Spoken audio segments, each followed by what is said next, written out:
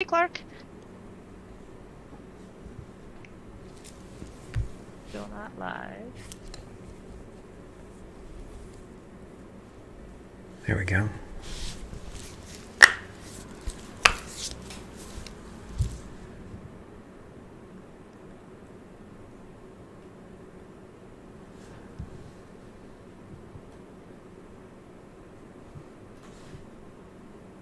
Okay, now live.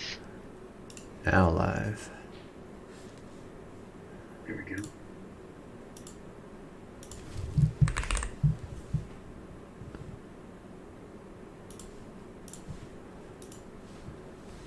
Okie doke.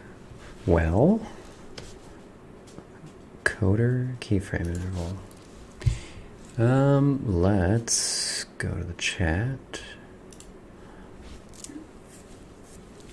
And then one last thing here. I'll just put on the twitter.com.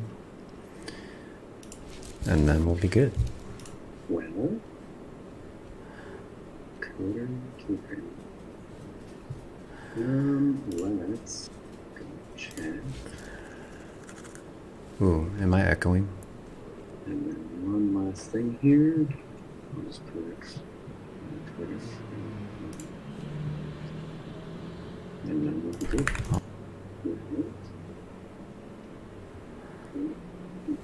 I think it's... That's weird. Am I echoing? It's got a very long delay and echo Yeah, I here. was gonna say it's a super long delay. What is going on? Is that... He's muted, right? I think it's... Oh, it might be on your end, Leslie? Is that my end? Yeah. Is your Oh. speaker going?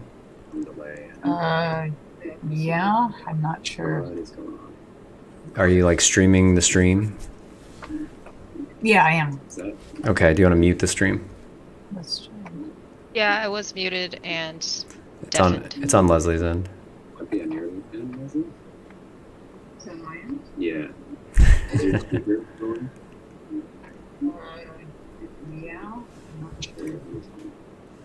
Are you like streaming the stream? Yeah, I am. Okay, do you want to mute the stream? Yeah, It's on Leslie then. Yeah.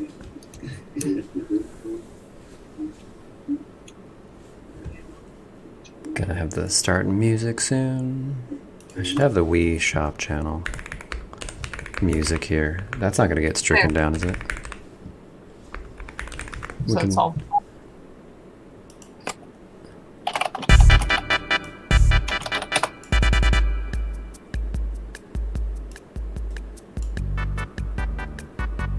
I don't think this will get copyright stricken. Do do do do do do do do.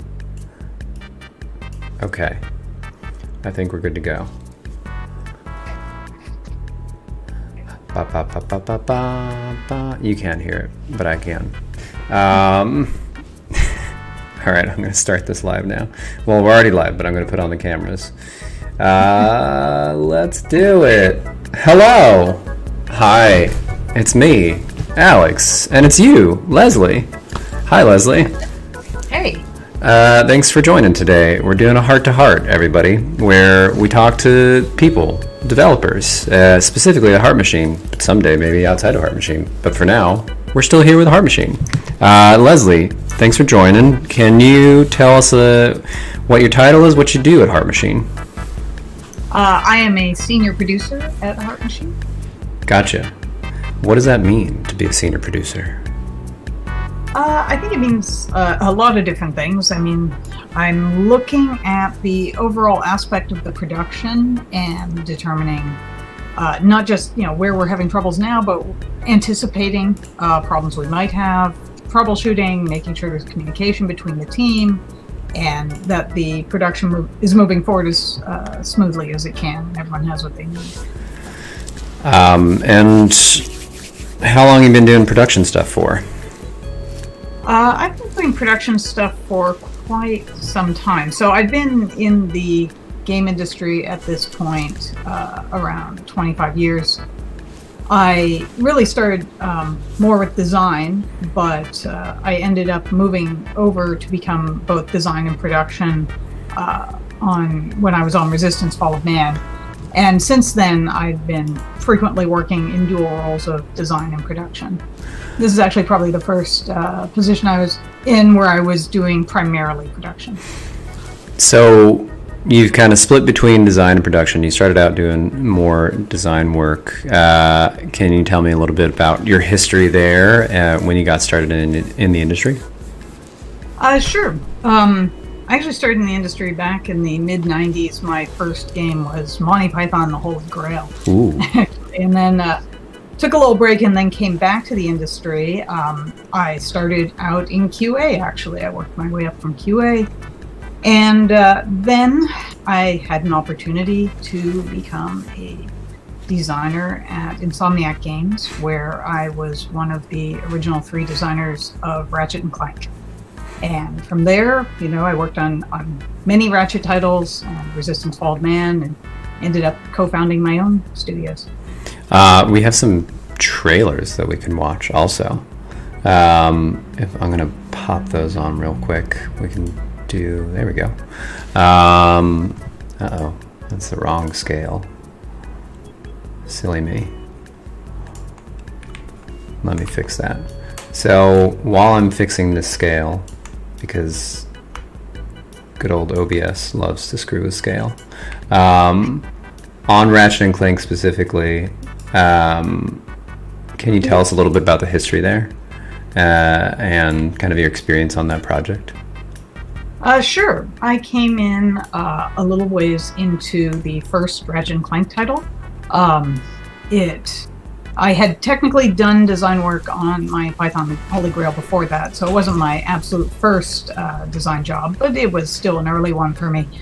And it was a fantastic experience. I loved working with the team there, and Ratchet is so much fun to work on because it's just goofy and interesting, but also it has a very, very focused design is, I guess, the best way I put it. So from there, I learned quite a lot just about design work and working on that. It's something, I was always interested in design throughout my life. I grew up, just reading books of systems and rules and mechanics. So it just kind of felt like a natural fit once I actually started working directly on games. When it comes to design on Ratchet and Clank, like what parts of that were you more responsible for? Like what types of stuff did you dig into? Like level design, weapon design, combat stuff, all of it? Back when Ratchet was made, designers didn't tend to be so specialized. So all of it would be the short answer. But primarily, I guess I'd say, I had worked on specific segments. I worked on specific levels that were mine. I always liked vehicle work, so I ended up, like the hoverboard had already started when I got there, but I ended up sort of redoing some of the tracks and working on new tracks, as well as designing the hover bike in the second Ratchet game. Got it. I'm playing the trailer in the background on lower volume, just FYI. Okay, so I forgot there was a hoverboard in that game. What was like the most pain in the ass thing about design on the original Ratchet from your perspective? The original Ratchet, I don't know. I didn't actually have a lot of things that I felt were sort of a pain in the ass, but like there were more later ones. I'd say in like Ratchet 2, we definitely ended up with some issues to struggle with. Like on the hover bike, that was an interesting one because I wanted to make it go very, very fast was my plan. I like just feeling really like just top speed, and what that turned into was a problem because you're going that fast and you're covering that much territory, and the engine hadn't really been built to handle the size of tracks that we would have needed for that. So we ended up having to sort of rescale everything and then adjust the engine to cope with the new scale of things. So that was quite a lot of work to get working, but it was worthwhile once we got it going. So Ratchet 1 was PS2, right? Ratchet 1 was PS2, so like as well as Ratchet 2 and 3. Oh, that's right. Okay. I And then did. when was okay? So yeah, that was quite a flurry of titles there on PS2. And then from there, we have a Resistance Fall of Man trailer here that I'm going to play in the background also. So that Right. seems like a pretty big jump from like a action platformer to a first-person shooter. So it was a huge jump. It was a huge jump because it was, a completely different genre of gameplay.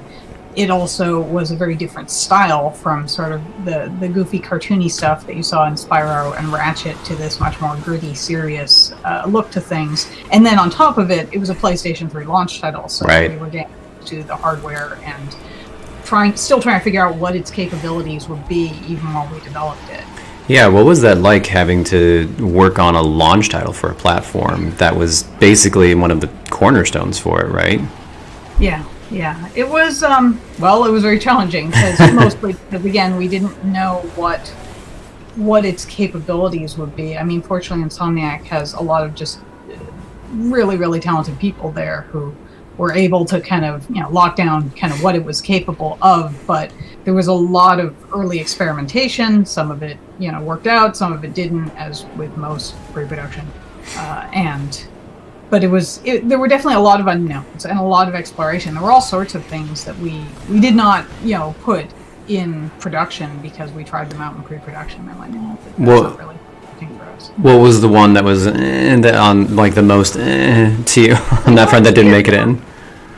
We had more sort of strategic gameplay planned because we were hoping we'd have like really big numbers of people on screen, and so we were experimenting with like battlefields and things with very large numbers of enemies, and none of that really ended up being kind of where the direction we wanted to go in. Yeah, is that just because of the limitations of the hardware, or is it because of like the design itself didn't really work out to scale that way, and so you went smaller, or both, or? Both, really.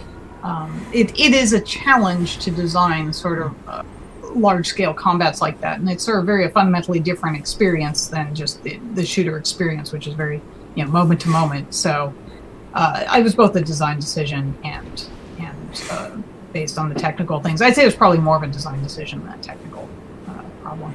Gotcha.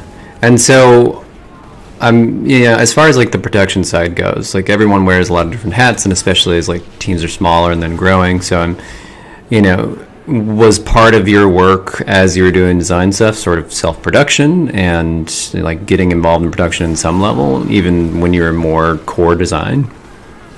Well, that's what I became a project manager on it, which was sort of a big deal. Insomniac had not had project managers yet at that point.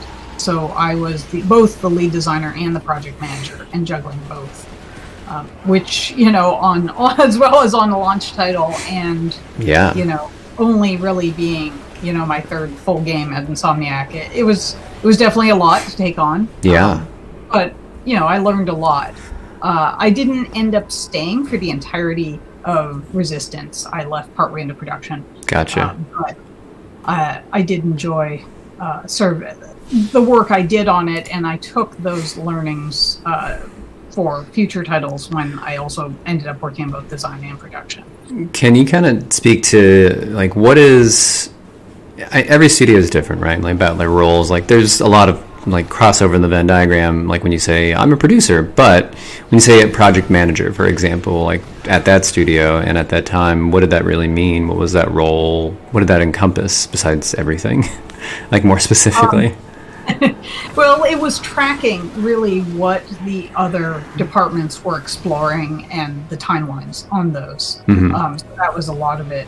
So we were working on the design and so forth, but we also were doing just an enormous amount of experimentation with things that were very new for Insomniac, like motion capture, for example. Sure. Like all of our animation in the past had been hand animated, so that was a very new thing for us to explore. There were things we were trying to explore just because we had now more technical power and hyper-realism kind of happening.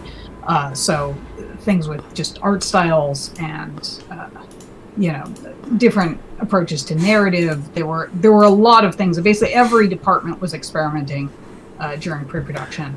Was there Was there a mocap studio there that you all built, or like did you contract that out, or? We went off-site. Okay. Did you ever get to go on stage and be like interact with the motion capture stuff? I did not go on stage for the motion capture. I've been on some. But I do remember us discussing though what sorts of moves we'd need, and I remember some of the designers sort of like ducking around corners and things and discussing, just kind of like what do we need to capture just for early prototype work and Sure. what we'd most want. You get to pantomime it out. Exactly. There's a lot of that. I mean, working with animation on my side as design, even on Drifter and 2D, there was still a lot of like I would just stand in front of Sean and like do a really stupid sword swing or something. Be like, yeah, you could do it like this, and then pick up a broom and then do something even goofier. Right. I mean, there's nothing wrong with taking that approach and just getting a feel for kind of how something's going to look or how you want it to look, as well as the timing of it. Because you get I always tell designers when they're trying to figure out their timing for animations, just try acting it out and see how long this should feel, like to feel right in the game. Like how many frames should it be? I wanted to speak a little bit about, we've got some Ratchet stuff, but there's Skylanders in here, Spyro's Adventure. I'm playing that here in the background.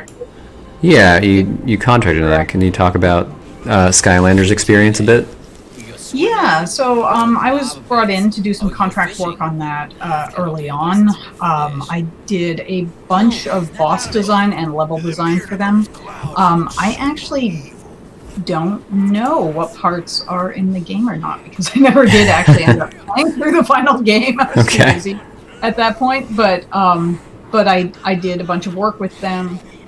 They had one of the guys who had worked with me at Insomniac was part of the, he was sort of leading the charge on design on Activision's side, so he had contacted me to do some work for them on that. And that was a lot of fun because it very much reminded me of sort of Ratchet, but a little bit toned down, a little more like Spyro. Well, it was Spyro, but right. like original Spyro.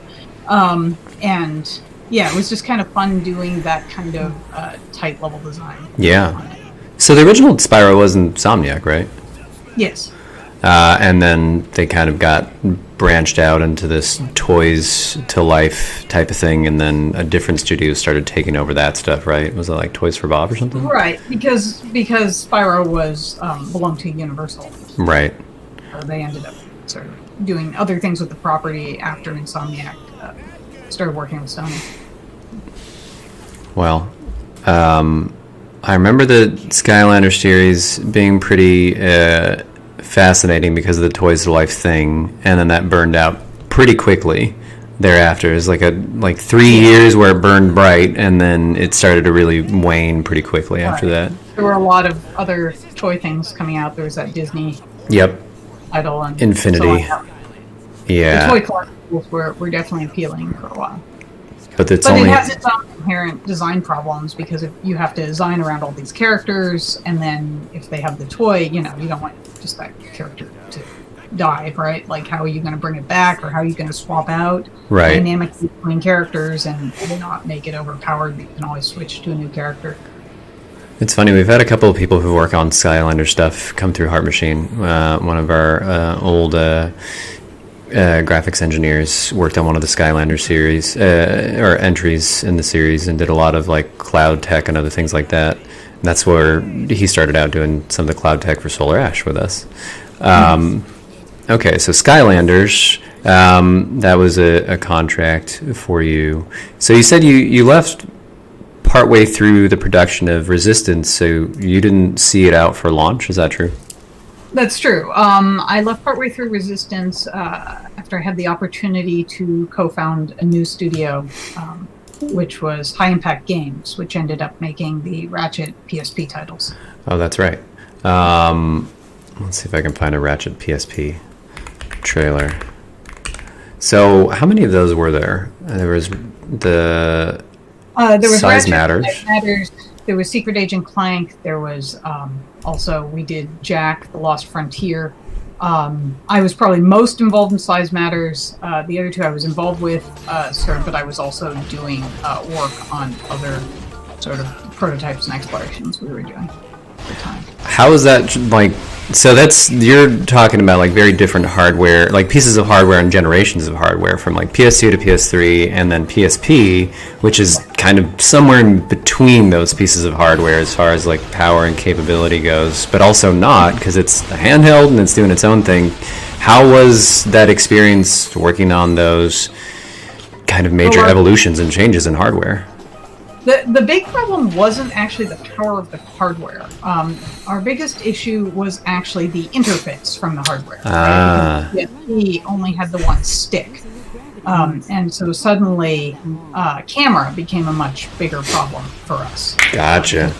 Most players are sort of constantly controlling the camera. That's right. I forgot the PSP didn't have a great set of sticks, first of all. No, and then also like it had that little nubby stick down. Oh yeah, little slider nubs. Those are really I know you can't see me because I'm on camera otherwise because I forgot to switch my camera over. But I'm doing the slidey finger nub thing. Slidey finger nub thing. Yeah. I hated those things. I hated those stupid sticks. No, the sticks were not. They were problematic, and they were like on like a little Velcro string or something. It's like, did you hook these up to a rubber band? What are these? The worst fucking sticks. Like, okay, make this game that had all these smooth controls, but make it work with a little nubby stick. Right. And what's the dead zone on those things? Like 100? You know, it's like you get like no dead zone. I feel like we did a pretty good job with Size Matters, considering like those challenges. But, yeah, we had to make the camera a lot more sort of aggressive about it. Sure. Was it leashing a lot harder in that then? And it was leashing harder. I mean, you could still control it from the shoulders, but we had to make sure that it was really looking at what you wanted to look at all times. Oh, that's right. So did you have like bumper camera control on it then in the original Ratchets? I forget. What do you mean bumper? For like R1, L1. It was on the second stick. Like you could control it. Okay, you're on the second stick. Because some older 3D titles had like you could rotate the camera with right R1, like the shoulder button R1 and shoulder button L1. We had it set up on the second stick, the camera. You could just control it. But it was also, I mean, the camera in Ratchet was a really good camera, but it's it was a lot easier to just like you could look up and down or all around or aim, and now suddenly on the PSP you didn't have quite quite the fidelity wasn't there. Yeah, we had to pay attention to levels and not just assume, oh well, if they don't see the hook shot, they're gonna look up and see it because they weren't. So besides like the physical like control limitations, though, as far as hardware goes, like was it more powerful than like a PS2 in many ways for the PSP?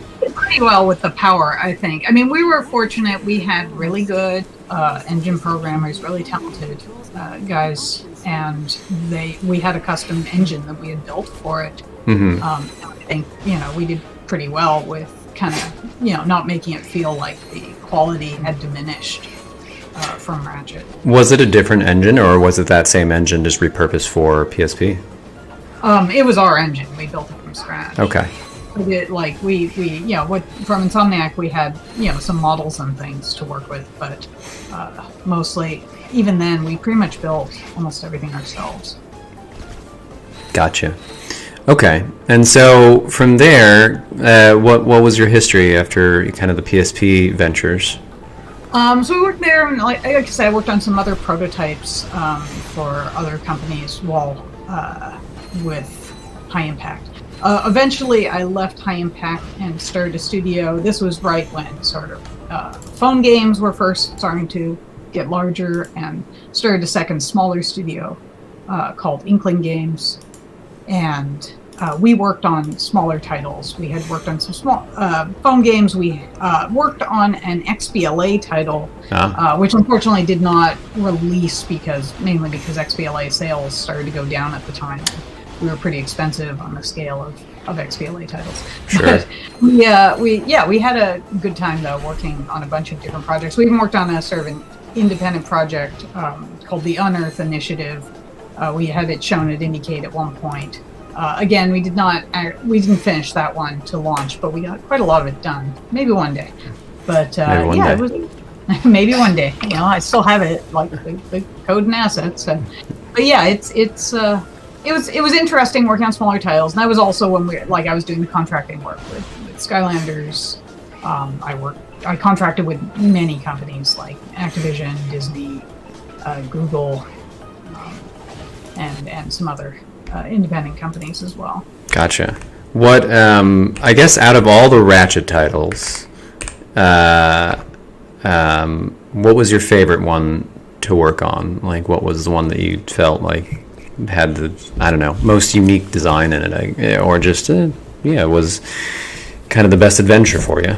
Well, it's sort of a toss-up. I love working on, they all had different things. I mean, the first Ratchet was amazing just because I was working on it for the first time, and I really just loved it the moment I saw it. So that was great. The second one, Going Commando, I loved working on the hover bike and just kind of some of the things we added to it at that point, and adding in all the progression with the weapons and so forth really felt great. Sure.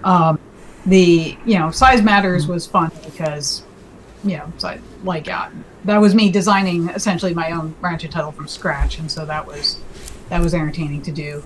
And then beyond that, I worked in on the 2016 Ratchet release. They took the original Ratchet and Clank, updated it for the PlayStation 4, and added a whole bunch of gameplay. And I worked on that one. That was interesting because I was going back to levels I had designed sort of much more at the beginning of my career, like 12 years later or more, and 12 to 15 years later, and then just kind of getting a chance to explore those again and figure out what I'd rather do now, Sure. hindsight. So. And then, well, we've got a lot more to talk about. So at a certain point, you transitioned into robots. What led to that? Well, I got a call from someone I knew in the industry who just kind of asked me to go and have lunch with them and meet up. And then after I did that, they kind of told me about this companion robot they were making for kids. And they asked me if I wanted to work on the design for it. And at that point, I was still doing contract work. And I thought, okay, well, this would be an interesting project. And then I found it was just a really interesting puzzle because... well, for one thing, working with robots is really hard. Like the hardware, at least you have fairly stable hardware with a console. The robotic hardware was much more difficult to work with and determine sort of where problems were coming from. Were they from the hardware? Were they software or code based? But then beyond that, it was a purely verbal interface, and it was meant to be a conversational interface. So it had to respond to anything a kid could say to it. It wasn't just sort of an old command-based toy where you say the command and then it does it. It had to, if you asked it a question suddenly, it had to stop and suddenly say something reasonably intelligent to that question. Yeah. So that was a huge puzzle from a design perspective. And I ended up getting falling in love with the puzzle of it and trying to figure out how that would work. Given everything we had, and we were a fairly small team, so we didn't have the technology capabilities of like a Google or an Amazon. Sure. But, kind of by the skin of your teeth. Yeah. I mean, how large was that team that was working on this robot? Well, it was larger because we had people working on the hardware and so forth, but actually the design team, we really only had design plus software, we had, I think, maybe 15 people or something. Oh, wow. Okay. Large. It was much tinier than a game team was. Yeah. And we were doing things that were much more technologically challenging. So. Sure. I mean, you're talking about AI, you're talking about speech recognition, all these different facets, even just facial expressions that aren't going to terrify a child. Exactly. There were a lot of questions. There were a lot of open questions too. The game people had a very different attitude than the robotics people. That was interesting because we all use different language, and we had to kind of figure out how to communicate with each other. Like what you're saying, he had things appear on his face, and I remember some of the robotics people found that very concerning because there's this idea in robotics about agency where this like this appears as a character and you believe it's sort of a person on some level that you're talking to, Sure. and it looks like just a game or things are popping on the face, is that going to break that sensation of connection with them? So there were a lot of debates about what we could or couldn't do with the robot. Well, also, he just ripped off the arm of this poor robot in the video. So, I guess you could rip the robot apart. He had these arms that were connected with these magnetic connections. So we always used to joke that we wanted to put in a thing where if you pulled off his arm, he'd just look over at it and start like being terrified. But It's screaming and like, ah, you've killed me. That's not a good feature for children. No, that's not. That's encouraging abuse. And I'm not sure if you can take the robots off, or the robot's arms off in the final product. So this did come to market then? It did. Oh yeah, it's out on the market. You can get it now. Oh, great. So then, can you kind of talk about, like what your, I guess it sounds cheesy, like what was your journey? Yeah, but like what ended up happening there? Like how long were you there for? And then what changed to, transition out of working on robotics? I was there about 2.5 years.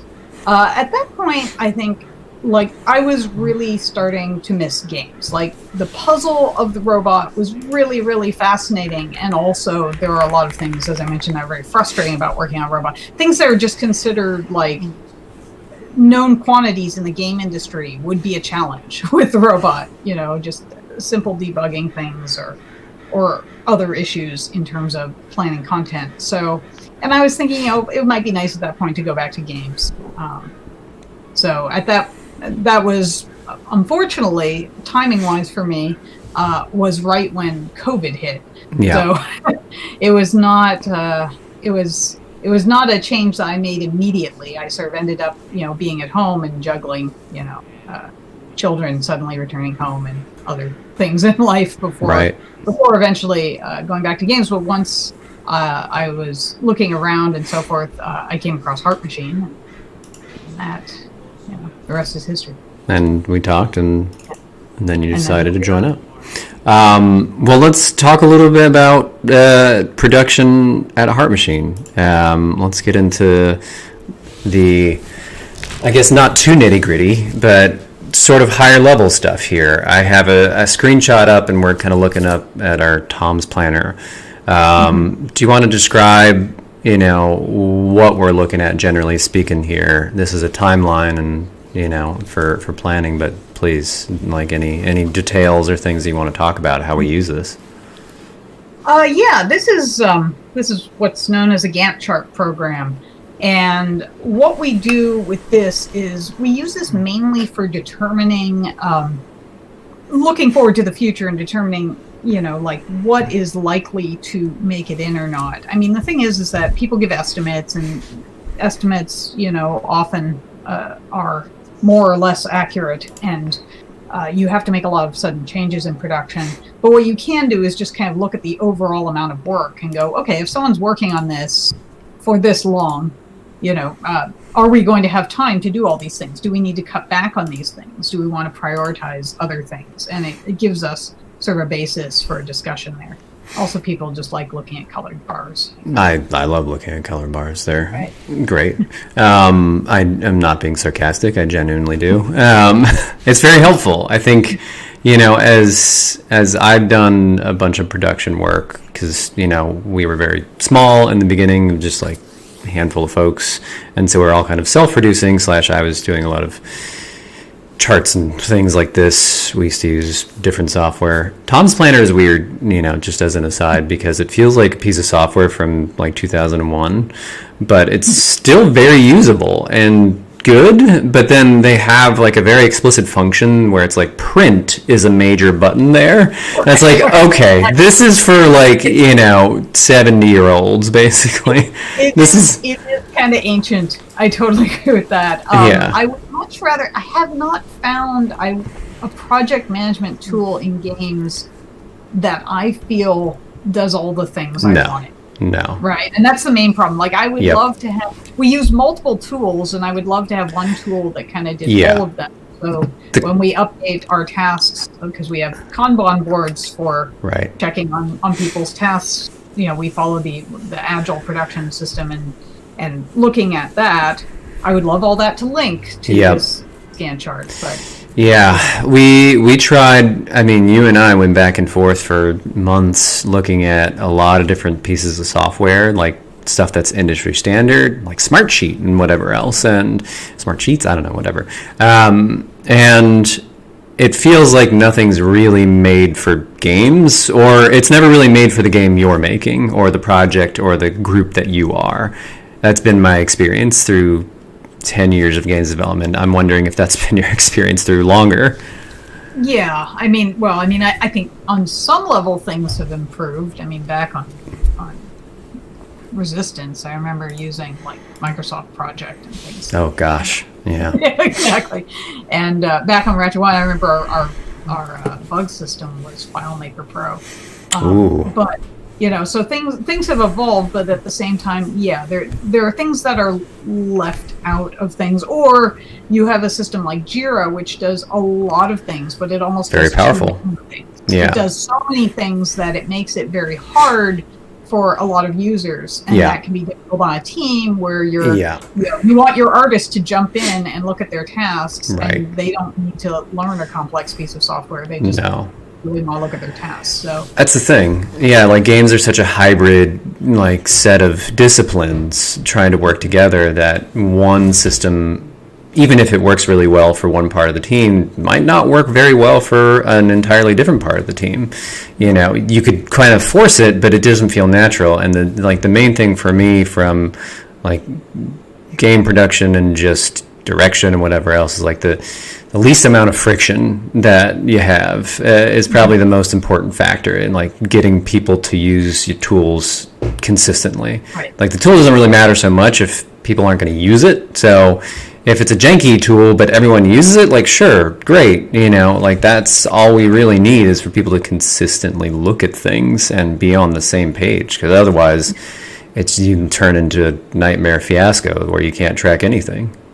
right, exactly. And when you mentioned earlier that you genuinely like looking at Gantt charts, that's part of it, is like giving people a visual tool, because Yeah. sometimes people want to see things planned out in a very visual way. Other people work in an abstract way. They're happy to have a list of things, but some people need to see things kind of all in Yeah. a big picture in front of them. And understanding that people need to see information in different ways to comprehend it, Yeah. and then that they might need bridges when communicating with each other. For sure.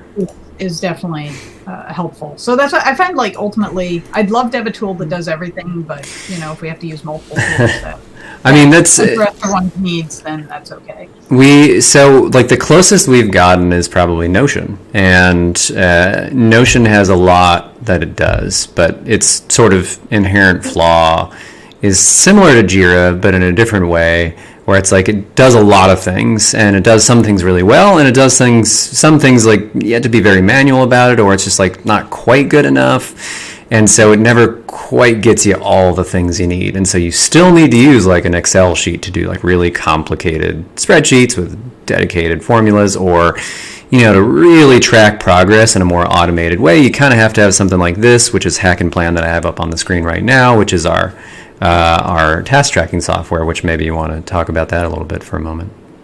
Yeah, I mean, I like Hack and Plan a lot. You were mentioning earlier that a lot of project management software is not made for the game industry. No. This is made for the game industry. Yeah. I wish it had stronger Gantt support. That's why Right.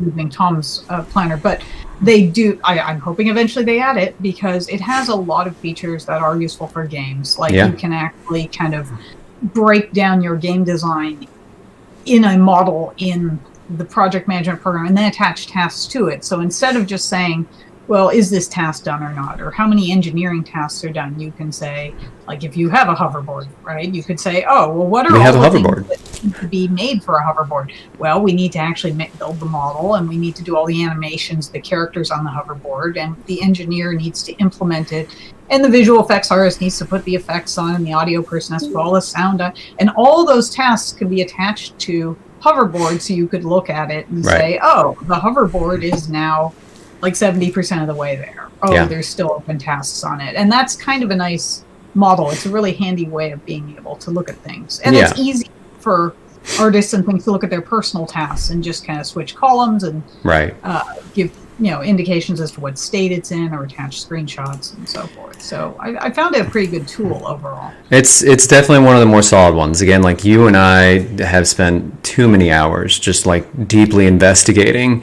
It's like the most boring thing, but it's also the most necessary thing to be like, all right, Lesley, what does this one do wrong? Let's look at it together. And like, well, this one has a garbage timeline that doesn't do anything, or like we used to use Asana for a while, which it starts out kind of great, it's like, oh, Asana, it's like it's nice to look at, like it's pretty easy to use, like it's pretty flexible, you can do different views, and it even has a timeline feature that's pretty decent, and then it was like, oh, but we're just okay, 5 minutes to open a task, cool, that's great. Like once you start loading it up, it starts chugging, and you're like, oh. Trying to drag stuff across the screen. Yeah. You're like having trouble. Stutter, drag, and just like and so we had. Didn't have that much stuff in there. No, we didn't. I think our AP Cameron loaded up like a bunch of test tasks to see if we could use. Again, the goal is to consolidate as much of this information into like one place as possible.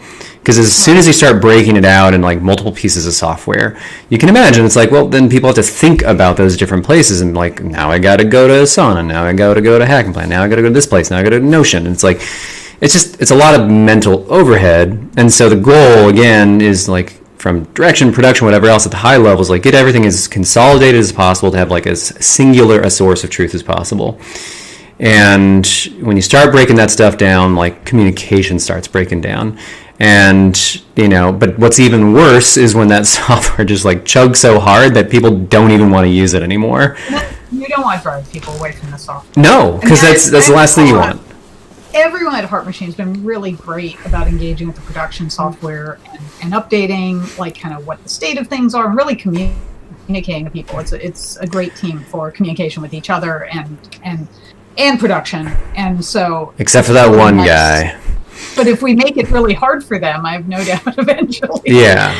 Well, we could drive them away. Well, because Asana, the thing that happened was we loaded up a bunch of tasks trying to think like, we'll use this for our bug database also. Because it's like, hey, it has a bug database feature. Like maybe not as robust as others. And then it just died. It died and we couldn't fix it. And so they're like, I guess we have to abandon this. And then now we have a separate bug database, which is Mantis.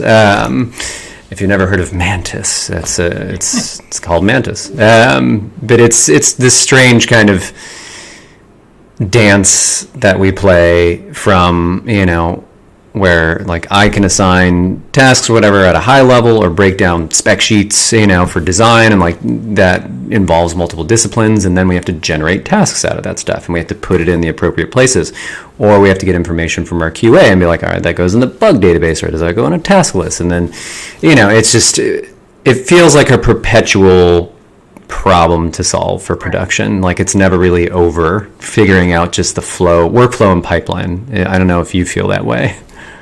Yeah, I mean, I do feel like it's a perpetual thing for us to visit and determine how to improve upon. I know that there are people who kind of always go to, well, why not use Jira? But every time I use Jira, or I talk to anyone who uses Jira at any kind of company, it's always like with this groan, like, it's sort of like a necessary giant evil they have to drag after them everywhere. And that's, like, I don't want people to feel that way about tools. I want them to feel like it's pretty easy to use. Yes. It's pretty obvious what they have to do, and they don't have to think about it too much. Because if they have to think about it, they're going to interact with it less. Yes. And then it's more work friction. for production. It's that friction. It's as soon as there's friction, they're less likely to use it. My goal, and this is a conversation you and I will have until the end of time, basically, or as we keep working together, is like, Notion gets better. It's like maybe it's good enough now to house all the things except for bug tracking, but it's like maybe someday it'll be good enough to have all the things. But it's like there's got to be at some point some reconciliation there, or fuck it, like just you develop it in-house. You develop something in-house that does it, and like then you're dedicating a giant arm of just like tools support to just have your pipeline not be a nightmare, because that's what it ends up feeling like, even on smaller projects. Even on Drifter, when we're all kind of self-producing and it's very indie, and it's like, sure, I'm like doing more of the production, but like we're all producing. We were using Asana for that, and that was good enough. Like that was fine. Asana and Slack and like conversations and a whiteboard. Like that's all we really needed. Right. But the complexity of games, from Solar to now Breaker, which is order of magnitude more complicated than Solar Ash in many ways, it sprawls, and it takes that sprawl. And also, I'm going to say, like, Atlassian sucks. It's terrible. So Atlassian is like the group that makes Jira and Confluence and all those pieces of software.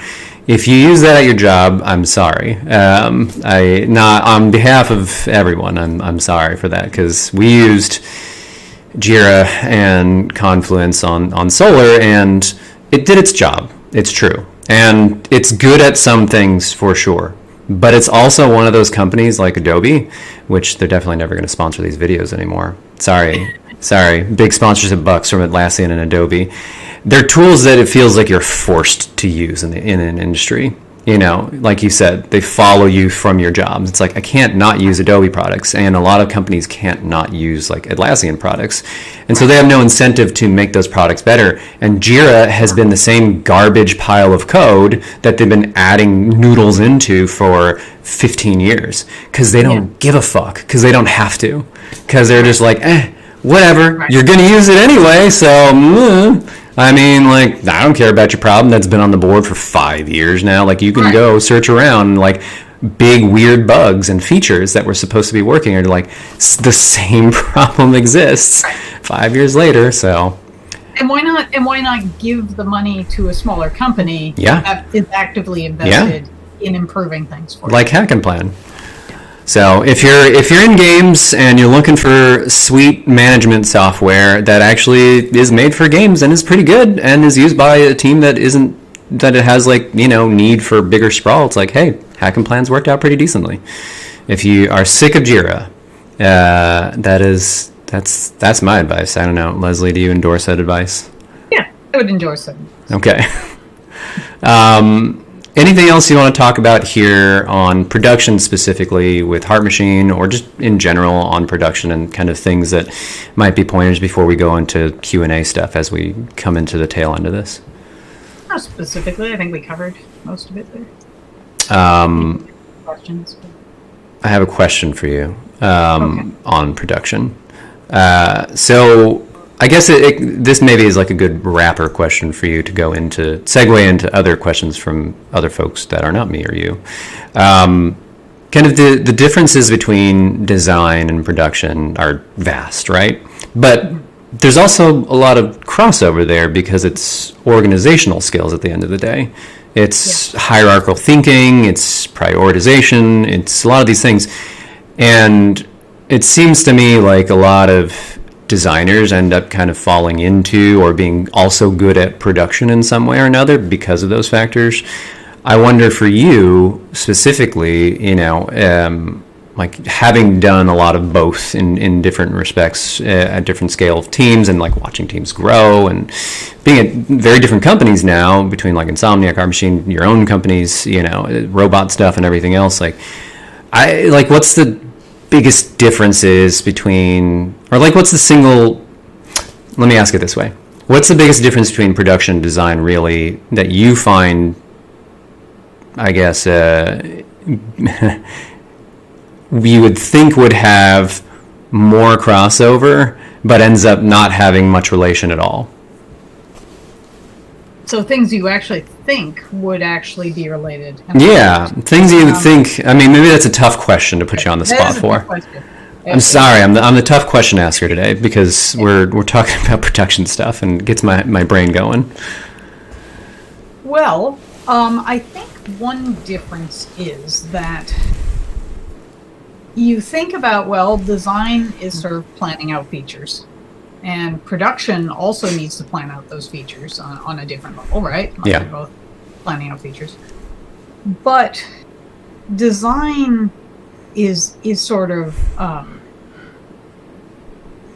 design is the person saying we can do it, and production the person saying we can't. Yeah. Right? Like on a broad scale, right? Like it is production's job to look at the scope of things and say, this would be cool. Yeah. And we can't do it. Yeah. Let's do something less cool. And while I do think that experienced designers, like what they learn is a certain amount of self-editing over time. So they look at a feature and go, oh, that I already know that's going to be out of scope. Right.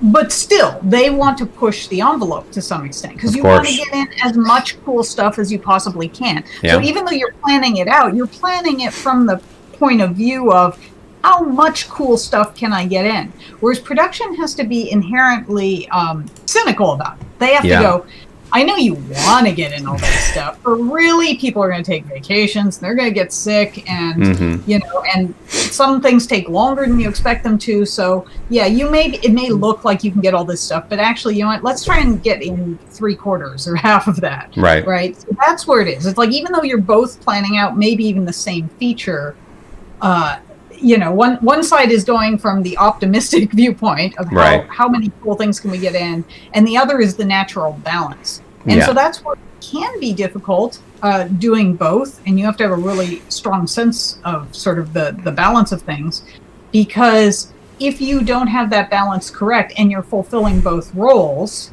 like either you push too hard on design and not hard enough on production, you don't get enough in, or you go the other way and then your game, you know, got done in time, but it's not that interesting. So there's a lot of trickiness to finding that balance. It's true. It's well said. I mean, I think what's worked well between you and I, and between like design direction and production, and like you being a seasoned designer as well as producer, and me doing a lot of production stuff, and like we share those understandings on both ends of like, yeah, I want to push design hard, but also I'm trying to be realistic at the same time, like what is possible or not. And sometimes I'm going to push harder, and we will definitely butt heads and be like, no, we have to do this. And it's like, we can't do this. It's like, but okay, well then what do we do?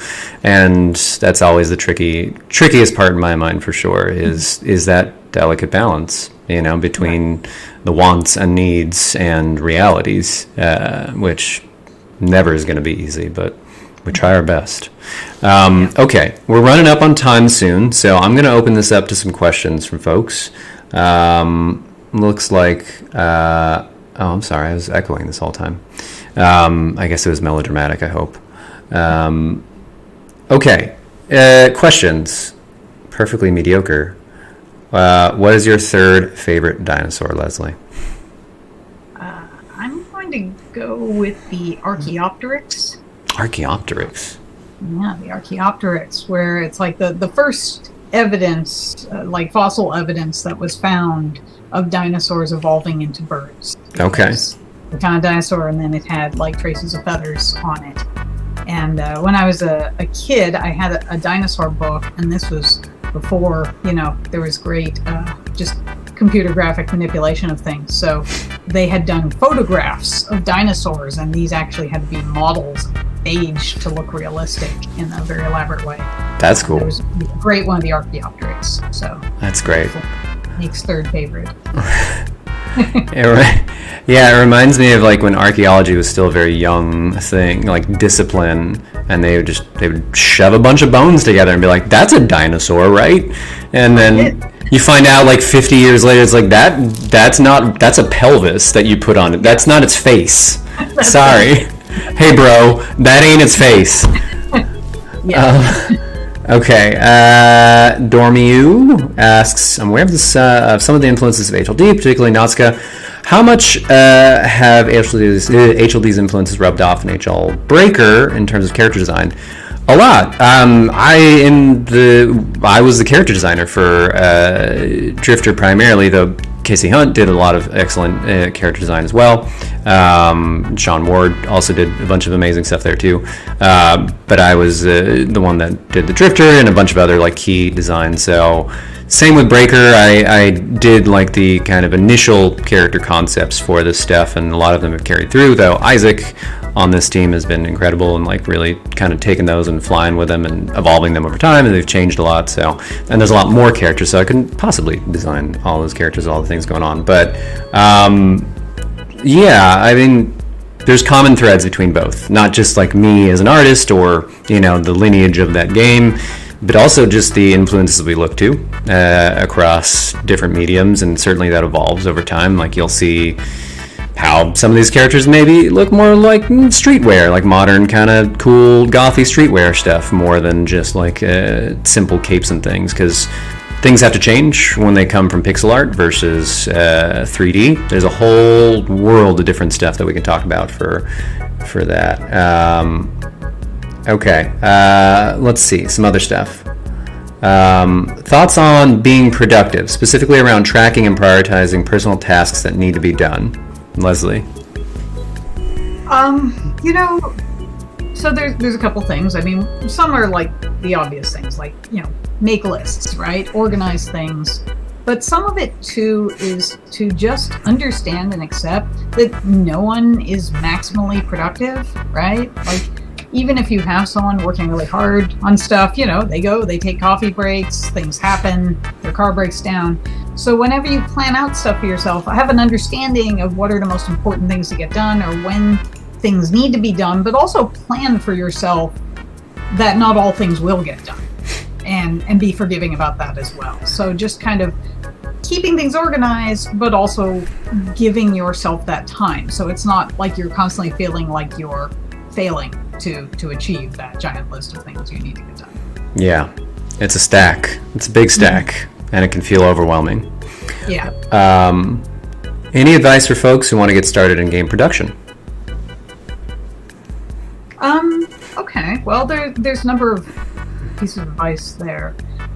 So there's sort of, I feel like game production, it depends on what side of things you want to work on, right? There are producers at publishers, and there are producers at developers, and they do very different things. So first, just doing some research and getting an understanding for what you want to do is helpful, so you can kind of start in the appropriate place. The other thing too is, like, I started out in QA, but QA is also a very hard road to go. QA, I always have respect for QA testers from my years in QA.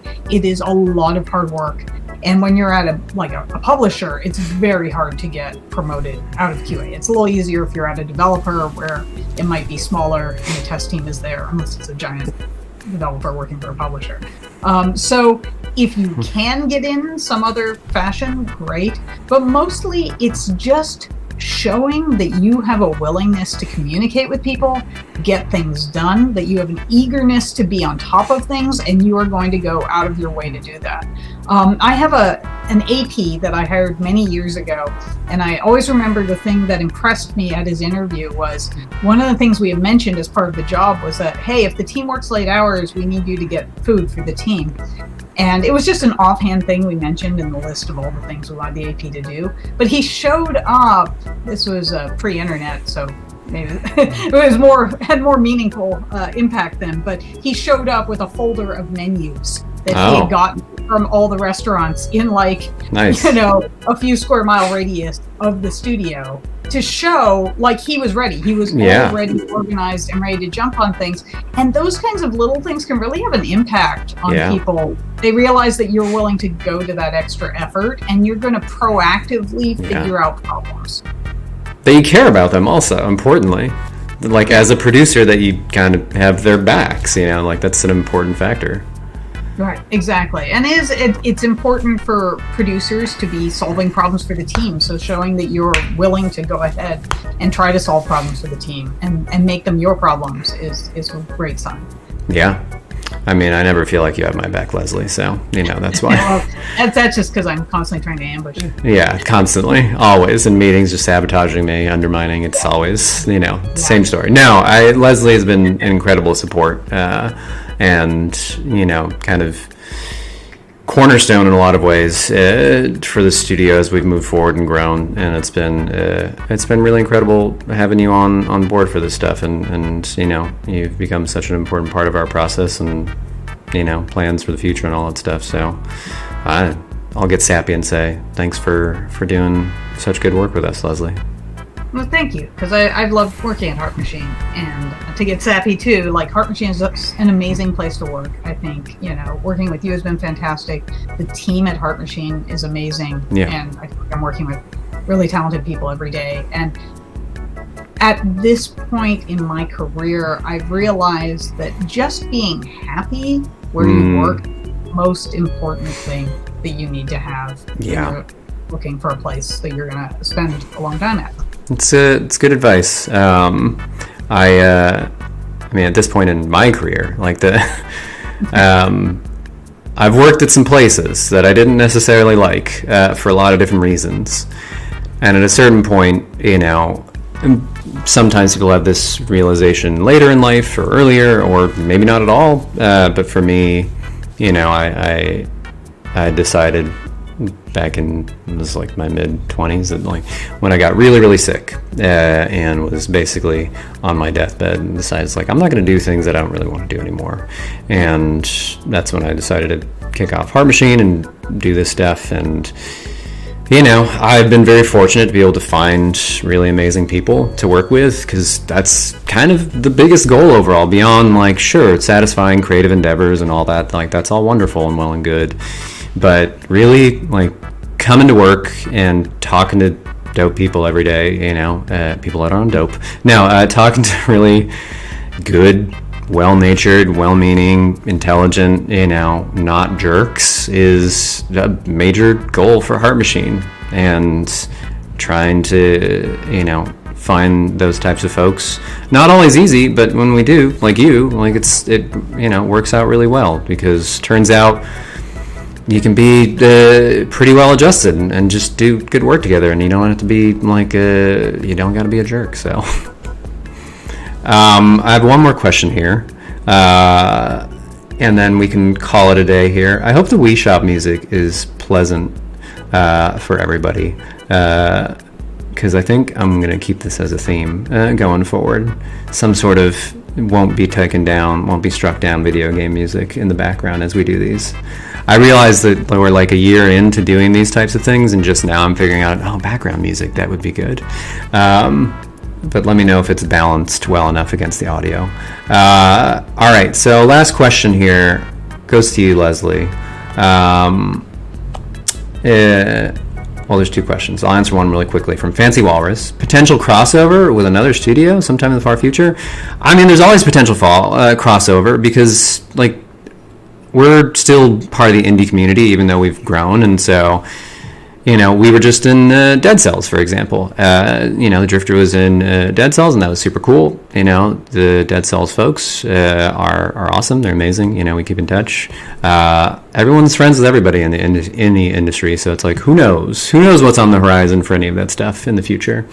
It's very different than like AAA and Megacorps and things where it's like Bandai Namco owns like all these IP in Japan, and so they can do these wild crossover things. And then in America, it's like that'll never come out, because you can't have Goku and Luffy in the same thing, because it's like not in the US. Or hey, the Great British Bake Off, which somebody corrected me one time, and it pissed me off, because they're like, it's not the Great British Bake Off, it's Great British Baking Show. And it's like, no, it's the fucking Great British Bake Off. They had to rename it for the US audience, and they shoot two things whenever they say it every time, because some asshole company in America owns the rights to Bake Off somehow. It's like, what kind of bullshit is that? What is that fucking nonsense? How do you own Bake Off and you can't have a show that says Bake Off in it? Fuck that. Anyway, sorry, last question here. I had to get a little riled up. I can get riled up about nonsense that doesn't have to do with games. So, like, question about Bake Off? Yeah, it's infuriating that you can own Bake Off and then they have to change their entire. They have to do VFX in that fucking show to go over the awards that they present to people. They have to track the shots and put Bake Off. They have to gloss over the Bake Off in it and put Baking Show instead. It's like, you don't think that show has any VFX? Guess what it does, because of Pillsbury or whoever the fuck else owns Bake Off in America. Yeah, oh my god. I hate it so much. You're saying like a Hyperlight Breaker Bake Off crossover. Yeah, I'm going to stick it to them. I'm just be like, fuck it, it's Bake Off, sue us. And then they will, and then that's it, because they're a much bigger corporation. Okay, anyway, I have to have my rants. I think that's just like, I got to vent on something. I'm sorry, not sorry. Last question. Is there a dream IP you still want to work on, Lesley? You know? Terminator 2. Yeah, I'm not sure. Because honestly, what interests me most about games is not their IP. It's like, I like really interesting design challenges. Like, instead of like telling me, hey, do you want to work on this IP? If you were like, you know what? I want you to make a game about the nature of memory, but it's through a bicycling mechanic, right? Wait, you're spoiling the thing we're making in the future. Exactly. Like the I'm really intrigued by hard mechanics or just hard things to pull off, or how you can pull off storytelling or really making people feel things. Like, I mean, I always love that. Like, Papers, Please is always my an example I love. Like, you're going through this, just stamping stuff and following rules in a booklet. But it's so much storytelling and captures themes so well. Like that's the kind of thing that I get really into more than IP. Cause, IPs, they're cool. Their characters, they're cool. Fun, but, but I really just like interesting sort of storytelling and mechanics. You're designers. Like, Papers, Please was Lucas Pope, who's like kind of notorious for not notorious. Notorious is a negative word. He's like famous for just like he does interesting things, and he's a singular like entity. Like, he just does a lot of the things. I mean, he has help here and there, but it's like he's primarily producing these things. And what's engaging about those games, including like Obra Dinn, which was the next game, it was amazing. Everyone loved that game, won a bunch of awards, and rightfully so, because it focuses on interesting design problems. And like, who cares about the IP? I mean, we all care about recognizable characters and good story, but game design is its own joy in a lot of ways. And you look at what made Mario popular, wasn't necessarily the characters. I'm not saying they didn't help, but like, it was fascinating and unique, and they keep putting fascinating and unique mechanics in every single one of those games, and that's the core of that game, where it's not really about the story. It's not real. I mean, like, in fact, Miyamoto said, Mario Galaxy 1 has too much story. We need to do less story for 2. This is a true story. He looked at 1 and it was like, fuck that, too much story. And 2 was just like, all right, here's 2 panels for the story, and now go for the mechanics. And because like that designer, Miyamoto, is like primarily about mechanics in games and how you express yourself through this medium, which is very different than TV and film and other linear media.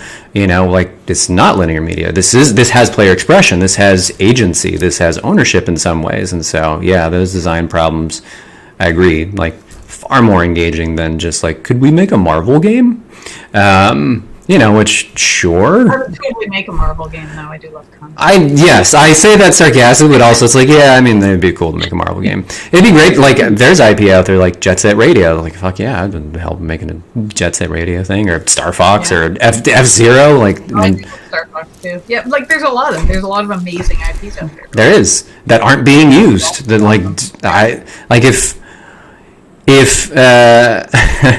if the folks that made Cryptid the Necrodancer can make a Zelda game, we can make an F-Zero game. So I'll just leave it at that.